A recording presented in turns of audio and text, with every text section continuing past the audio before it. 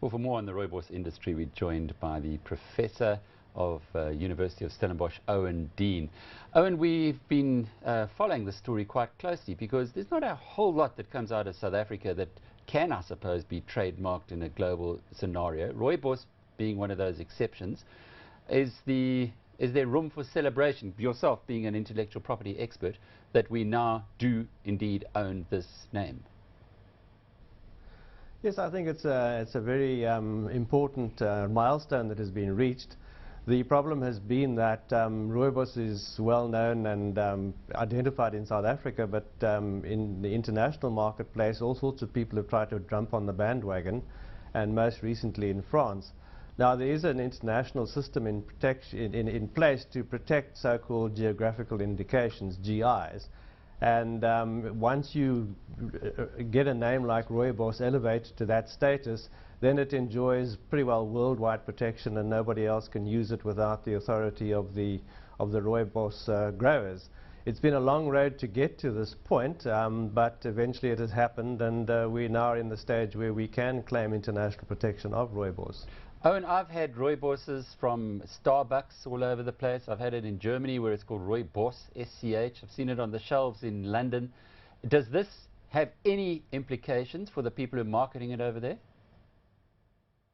Well, if it's the genuine article, then there isn't a problem. Obviously, if it's exported to those countries and they sell and market the goods there, that's fine. But what one wants to prevent is that others try and pass off something which isn't Rooibos as Rooibos. So that is what South Africa would seek to prevent at this stage. So Starbucks will have to buy their Rooibos from South Africa in future? Only from South Africa? They will indeed, because, well, they could perhaps get a comparable product, but they couldn't call it Rooibos. If they want to call it Rooibos, it has to come from South Africa, and it has to be from the genuine source. This must have significant economic benefits then, Owen? Yes, it does, because obviously the Rooibos seems to have generated a reputation in overseas countries, and it would seem as though that the demand that has been generated has been satisfied partly by non-South African products, whereas now if people want Rooibos, they will be getting the genuine article, and only South Africa will be supplying Rooibos. It is somewhat ironic that the French are trying to hijack this, given the furore around champagne.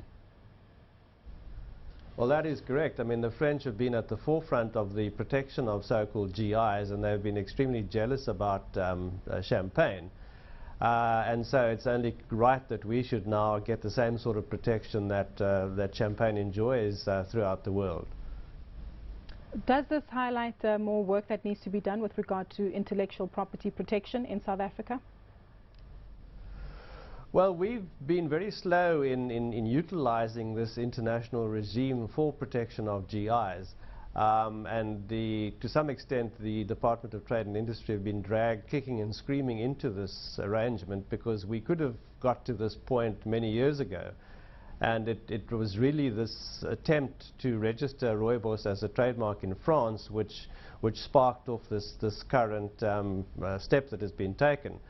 But it was partly due to action on the part of the European Union, because the European Union said to South Africa, we're very happy to protect Rooibos, but you've got to take the first step. You first have to protect Rooibos in South Africa. Now, amazingly enough, Rooibos was not protected in South Africa up to that point, and I'm talking about just about a year ago.